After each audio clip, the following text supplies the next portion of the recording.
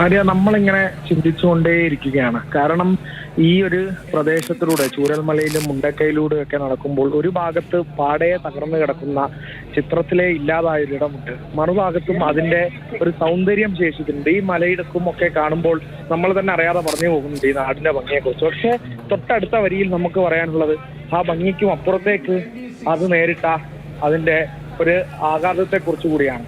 ഒരു രാവിലെകളിലൊക്കെ നമ്മൾ നോക്കും, നമ്മുടെയൊക്കെ മനസ്സിലുള്ള ഒരു സങ്കല്പമുണ്ട് ഈ ഗ്രാമീണ ഭംഗിയൊക്കെ കുറിച്ച്. രാവിലെകളിൽ സുപ്രഭാതങ്ങളിൽ ഈ പത്രമിടാൻ സൈക്കിളിൽ വരുന്ന ആളുകൾ, ഈ മലയോരത്തിലൂടെ മലമടക്കിന് അരികിലൂടെയൊക്കെ നടന്നു വരുന്ന ആളുകൾ, സ്കൂളിലേക്ക് പോകാനായി തയ്യാറെടുക്കുന്ന കുട്ടികൾ, ആ വെള്ളാർമല സ്കൂളിലേക്കൊക്കെ ആ പുഴയും ഒക്കെ കടന്നു വരുന്ന ആളുകൾ, വൈകുന്നേരങ്ങളിൽ സന്ധ്യകളിലൊക്കെ കൂടിയ കവലകളിൽ കൂടിയെത്തുന്ന അവരുടെ ജീവിതത്തിലേക്ക് വേണ്ട അവശ്യ സാധനങ്ങളൊക്കെ വാങ്ങാൻ ആ ചന്തകളിലൊക്കെ എത്തുന്ന ആളുകൾ. വാക്കുകളിലൂടെ കേട്ടു, നമ്മുടെ മനസ്സുകളിലൂടെ സങ്കല്പിക്കാം. ഇവിടുത്തെ ആളുകളൊക്കെ എത്ര അഹങ്കാരത്തോടെ പറഞ്ഞിട്ടുണ്ടാവും, ഞങ്ങളെ നാട്ടിലേക്ക് വരൂ, നിങ്ങൾക്ക് പ്രകൃതി ആസ്വദിക്കണമെങ്കിൽ ഞങ്ങളെ നാട്ടിലേക്ക് വരൂ എന്നൊക്കെ. ഈ മേപ്പാടി എന്ന് പറയുന്നത് വയനാട്ടിലെ തന്നെ ടൂറിസത്തിലെ ഏറ്റവും മികച്ച ഒരിടമാണ്. 900 കണ്ടിയും സൂചിപ്പാറയും ഒക്കെ ടൂറിസം വിദേശത്ത് നിന്നോളും കാതങ്ങൾ അകലിൽ നിന്ന് പോലും ആളുകൾ എത്തുന്ന ഒരു പ്രദേശമാണ്. ഇവിടുത്തെ ആളുകൾ എത്ര അഹങ്കരിച്ചിട്ടുണ്ടാവും അവരുടെ ഗ്രാമീണ ഭംഗിയെ കുറിച്ച്. പക്ഷെ എല്ലാം ഒരു രാത്രിക്ക് അപ്പുറവും ഇപ്പുറവും എന്ന വ്യത്യാസം.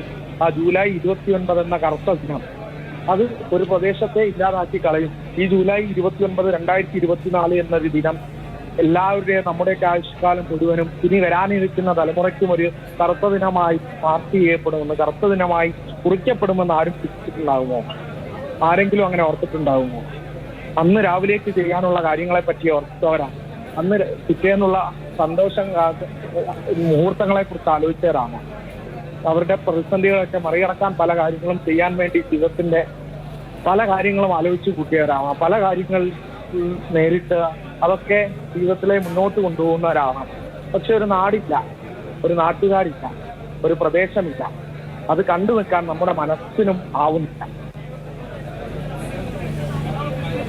അതാണ് സത്യമെന്ന് ആവർത്തിച്ചേ പറയേണ്ടിയിരിക്കുന്നു. അങ്ങനെ ഒരുപാട് ആളുകളുടെ വാക്കുകൾ കേട്ടു. താഴെ ഞാനിപ്പോൾ നിൽക്കുന്ന ഒരു അബൂക്കയുണ്ട്. അബൂക്കയാണ് വളരെ ഉത്സാഹത്തോടെ ആളുകൾക്ക് അവിടെ എത്തിക്കുന്നവർക്ക് ചായ കൊടുക്കുന്നു. അബൂക്ക ഫലിതങ്ങൾ തമാശ പറയുന്നു, മറ്റുള്ളവരെ ചിരിപ്പിക്കാൻ നോക്കുന്നുണ്ട്. പക്ഷെ അബൂക്കയാണ് ഞാനൊരു വാക്ക് സംസാരിച്ചു. എന്തായിരുന്നു ഒന്നും അബൂക്ക വിങ്ങി പൊട്ടി. അബൂക്കയ്ക്ക് പറയാനാവുന്നില്ല വാക്കുകളൊന്നും. കാരണം ആ നാടിന്റെ ചൂരൽമല ബെയിലി പാലത്തിന്, ഇപ്പോഴത്തെ ബെയിലി പാലത്തിന് ഇപ്പുറമുള്ള കട നടത്തുന്ന ആളാണ്. ആ നാട്ടിലെ 99% ആളുകളെയും അബൂക്കയ്ക്ക് അറിയാം. അബൂക്കയ്ക്ക് അവരെയും അറിയാം. അത് അബൂക്കയ്ക്ക് ഒരിക്കലും താങ്ങാവുന്നതിലപ്പുറമാണ്. അത് മറികടക്കാൻ വേണ്ടിയാണ് ഈ തമാശകൾ പറയുന്നത്, ആളുകളോട് ഇടപെടാൻ നടക്കുക. അവിടെ നടത്തുന്ന സേവനം പോലും ഒരു അതിജീവനമാണ്. അത്തരത്തിൽ എത്ര മനുഷ്യർ കാലുകൾ മുറിഞ്ഞും വീട്ടുകാരെ നഷ്ടപ്പെട്ടുമൊക്കെ ഓഫ് റോഡ് ജീപ്പും ഒക്കെ ആയി മലമുകളിലേക്ക് ഈ സേവാ പ്രവർത്തകരെയും സൈനികരെയും ഒക്കെ ആയി പോകുന്ന എത്ര മനുഷ്യരാണ് അവശേഷിക്കുന്നത്? ആ ദുരന്തത്തിന്റെ അവശേഷിപ്പുകളുടെ ആഘാതം കവളപ്പാറയിൽ പോയപ്പോഴും പുത്തുമലയിൽ പോയപ്പോഴും പെട്ടിമുടിയിൽ പോയപ്പോഴും ഒക്കെ മനുഷ്യർ അനുഭവിക്കുന്നതാണ്. അപ്പോൾ മുണ്ടക്കൈയും ചൂരൽമലയും അട്ടമലയും ഒക്കെ ആ ജൂലൈ 29 എന്ന ദിനത്തിൽ രേഖപ്പെടുത്തിയിരിക്കുന്നത് ഇതുവരെ കാണാത്ത, നമ്മൾ ഇതുവരെ കണ്ടിട്ടില്ലാത്ത, കേട്ടുകേൾവിയില്ലാത്ത ചിഹ്നം ഭിന്നമായി പോയ മനുഷ്യരെ കുറിച്ചാണ്. ഇപ്പോൾ ആ മനുഷ്യരുടെ സംസ്കാരം, ചിതറിപ്പോയ മനുഷ്യരുടെ ശരീരാവശിഷ്ടങ്ങൾ, അതാണ് ഇവിടെ സംസ്കരിക്കുന്നത്. എന്റെ ജനനത്തിൽ ഇത്രയും ഒരു കാലം എനിക്ക് കേട്ടുകേൾവിയില്ല ഒരു മനുഷ്യരെന്ന നിലയിൽ. അങ്ങനെ ഒരുപാട് മനുഷ്യർ, സാധാരണക്കാരായ മനുഷ്യർ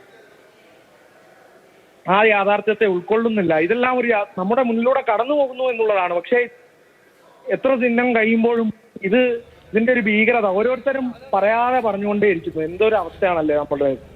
ഓരോരുത്തരോടും നമ്മൾ പറയും, ഓരോ മൃതങ്ങൾ നിങ്ങൾ എത്തുമ്പോഴും നമ്മൾ പറഞ്ഞുകൊണ്ടേയിരിക്കും. ദുരന്തഭൂമി ബാക്കിയാക്കുന്ന, പ്രകൃതി ബാക്കിയാക്കുന്ന വേദന, അത്തരത്തിലാണ് ഇതിന്റെ ആഘാതം നമുക്ക് പറയുകയാണെങ്കിൽ, ഇതിന്റെ ഒരു വേദന നമുക്ക് പറയുകയാണെങ്കിൽ പറഞ്ഞുകൊണ്ടേ ഇങ്ങനെ ഇരിക്കാം. പക്ഷെ അത് നമ്മളെ വാക്കുകൾ പോലും അതിനെ മറച്ചു വെക്കാൻ നമുക്ക് ഒരിക്കലും സാധിക്കുന്നില്ല എന്നുള്ളത് തന്നെയാണ്. അപ്പോ ഇത്തരത്തിൽ കൂടി നിൽക്കുന്ന ആളുകൾ, അവരൊക്കെ അവരുടെ ഉറ്റവരെ ആയിരിക്കാം ചിലപ്പോൾ സംസ്കരിക്കുന്നത്, അതിനായിരിക്കാം അവരൊക്കെ നേതൃത്വം നൽകുന്നത് എന്നുള്ളത് തന്നെയാണ്. അപ്പോൾ കൂടുതൽ ആംബുലൻസുകൾ ഈ മണിക്കൂറിലും ഇങ്ങോട്ടേക്ക് എത്തിയിരുന്നു. അത് ദ്രുതഗതിയിൽ തന്നെ പൂർത്തിയാക്കി ക്രമീകരണങ്ങളെല്ലാം തീർക്കാനുള്ള ഒരുക്കത്തിലാണ് നാട്ടുകാരെല്ലാം ഉള്ളത്, സന്നദ്ധ സേവകരുള്ളത്, പൊതുപ്രവർത്തകരുള്ളത്. കൈമെയ് മറന്ന് പ്രവർത്തിക്കുന്ന ഒരു നാടിനെ ഈ മുഖത്തും നമ്മൾ കാണുന്നു. ഈ വേദനയെ ഉൾക്കൊണ്ടുകൊണ്ട് തന്നെ, ആ മുറിവ് നെഞ്ചിലേറ്റിക്കൊണ്ട് തന്നെ അതിജീവിക്കാൻ ഒരുങ്ങുന്ന ഒരു ജനതയെ കാണുന്നുണ്ട്. എന്തായാലും സംസ്കാരം ഇവിടെ നടന്നുകൊണ്ടിരിക്കുകയാണ്. പൂർത്തീകരിക്കാനുള്ള ദ്രുതഗതിയിലുള്ള ഒരുക്കങ്ങളെല്ലാം നടന്നുകൊണ്ട് തന്നെ ഇരിക്കുകയാണ്. ആര്യ, ശരി, അത്ര എളുപ്പമല്ല. നേരത്തെ മൃതദേഹങ്ങളാണ് സംസ്കരിച്ചത്, ഇപ്പോൾ ശരീരഭാഗങ്ങളാണ്. പക്ഷേ വളരെ പെട്ടെന്ന് എല്ലാ കാര്യങ്ങളും ക്രമീകരണങ്ങളും അവിടെ നടക്കുന്നുണ്ട്. അതുമായി ബന്ധപ്പെട്ട കാര്യങ്ങളൊക്കെ നടന്നുകൊണ്ടിരിക്കുകയാണ്. നമുക്ക് കാണാം, മേൽവിലാസമില്ലാതെ ആ മനുഷ്യർ മടങ്ങുകയാണ്.